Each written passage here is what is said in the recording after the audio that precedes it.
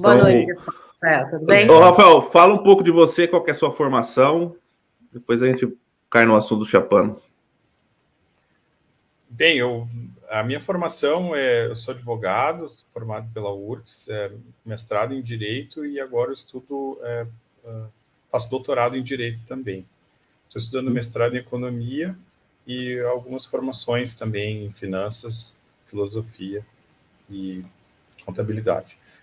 A respeito do Tribunal Arbitral, eu não sei realmente a situação que estão passando com o Chapano, mas parece que assim, eu não conheço a pessoa, mas pelo que me falaste, o sistema mesmo, eu cheguei a gravar um áudio, depois pode colocar, Sim. é que o sistema do Tribunal Internacional de Justiça, da ONU, é bom esclarecer que há vários sistemas de justiça, né? Em âmbito internacional, são vários sistemas, que são muito diferentes dos sistemas dos países, os sistemas nacionais.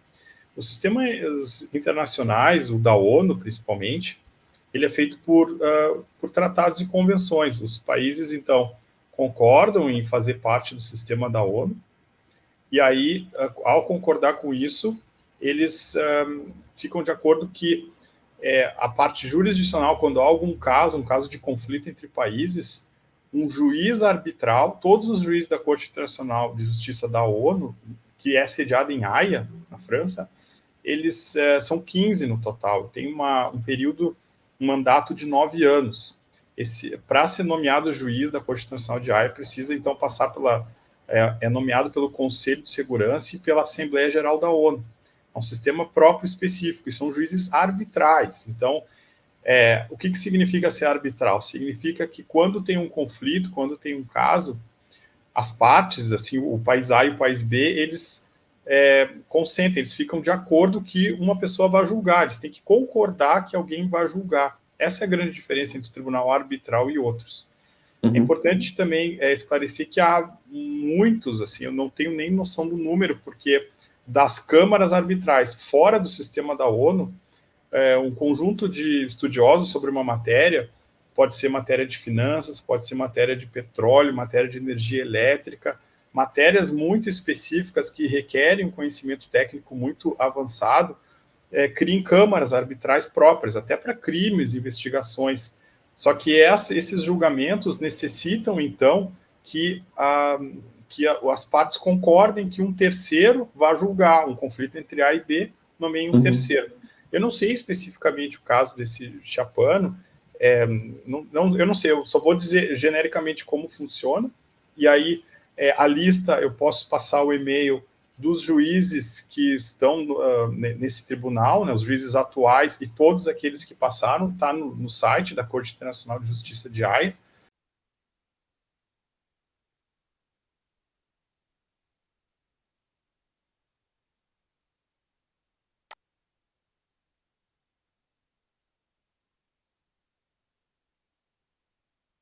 Ué, cadê o Chipa? E vai pra puta que te pariu, vocês todos.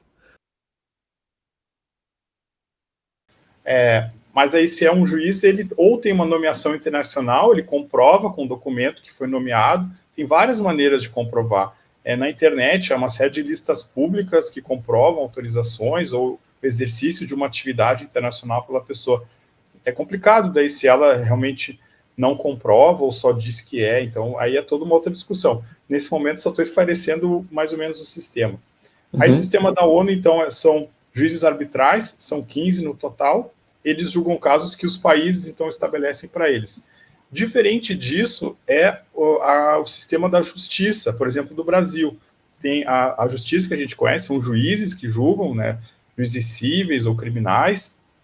Aí dentro do sistema da justiça são os processos normais, o sistema jurisdicional, exercido pela jurisdição do Brasil, e paralelo, né, junto a isso, é o extrajudicial, é o anexo à justiça, ou sistema multiportas, que são os mais comuns, o sistema de mediação, de conciliação, e o sistema daí de arbitragem nacional. Então, são câmaras arbitrais do Brasil, as partes em conflito A e B concordam que um árbitro, daí elas lá têm as taxas, tem tudo, pagam para esse árbitro julgar o caso, e elas, então, aceitam que esse julgamento do caso comece a valer.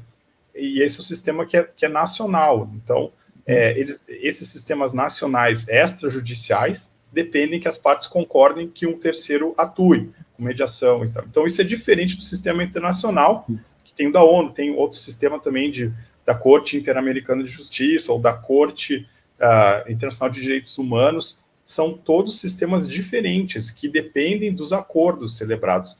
Quando alguém se diz que é juiz, essa pessoa, ela atua dentro dessa esfera, do que chama de competência jurisdicional. É uma parte da atuação que ela tem, então, ela tem uma autorização para decidir uma matéria que é submetida a ela. Não pode ela, como árbitro, falar de um outro processo que não está estabelecido nela.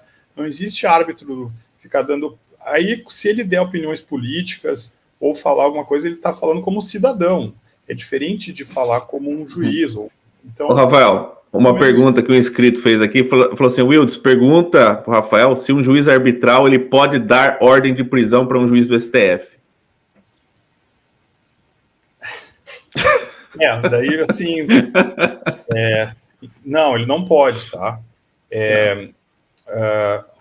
Como que funcionaria, assim? Um juiz arbitral, nesse caso, primeiro, o STF, daí como a Corte Superior do Brasil, a maior corte de justiça do sistema brasileiro, composta pelos 11 ministros. Então, assim, para isso acontecer de fato, precisaria haver um caso em que o Brasil aceitasse, que passe a aceitar uma decisão de um árbitro sobre um caso envolvendo um ministro do STF. Então, se é uma corte específica, ou se é até a Corte de Haia, tem que envolver um conflito entre dois países e ter lá um juiz arbitral que o Brasil concorde. O ministro A, o ministro B ou C do STF vai sofrer certas consequências se passar por todo um processo lá na Corte Internacional de Haia. E aí, se o Brasil aceitar que um árbitro julgue, daí poderia acontecer. A única hipótese que poderia acontecer de um juiz arbitral condenar um ministro do STF. Mas uma pergunta, nessa questão do Brasil aceitar, quem que aceitaria? Era o Congresso ou é o Executivo que aceita? Daí é um Congresso, é um pedido do Congresso. Então tem que passar por votação ainda, pelo Congresso. Então é uma coisa bem complexa. O cara não pode chegar numa live e falar assim, eu vou decretar a prisão de um juiz do STF, né? Não, até esse tipo de declaração é temerária, como uma pessoa que se diz juiz, porque daí ela sabe os limites, até onde ela pode atuar e até onde ela não pode atuar. Então, quando ela diz isso, pode dar alguma indicação de que seja uma fraude, como alguém com uma responsabilidade tão grande, que é um juiz arbitral ou de outra instância. E você acha que um juiz arbitral nesse nível, que é internacional, ele faria uma live bêbado, falando a quantidade de palavrão que ele fala, e fala com o amiguinho imaginário dele, do FBI e da Casa Branca? Eu não posso, né, julgar isso sem, assim, é muito complicado como uma pessoa pública falar isso. É que, assim, os espaços de mídia, YouTube, ou todas essas lives, possuem, então, esse espaço de liberdade de opinião. A gente pode falar qualquer coisa do que a gente pensa de várias coisas. Sim. O problema maior é quando essa liberdade ela é abusada, quando a pessoa passa a mentir, quando a pessoa passa a falar fake news, ou informações falsas, ou até divulgar informações inverídicas. Aí tem casos que é claro, preto no branco, e tem casos cinzentos, assim, quando fica um pouco mais difícil investigar, daí teria que olhar com mais detalhes. Mas quando alguém fala esse tipo de coisa, primeiro, qual a garantia que nós temos que a pessoa tem o cargo que ela diz que tem? Não sei. Então, segundo, se ela diz alguma coisa, ela está extrapolando um pouco o seu limite, tal, dela, enfim, né, aí acaba exercendo o seu direito à liberdade, a falar o que ela pensa, mas não quer dizer que seja verdade, né? Com certeza. Por favor, divulgue isto hoje. E vocês da janelinha da internet, divulguem. até nos canais de vocês do KKK e a puta que o pariu, para poder salvar o pescoço de vocês, seus filhos de uma puta. Entenderam?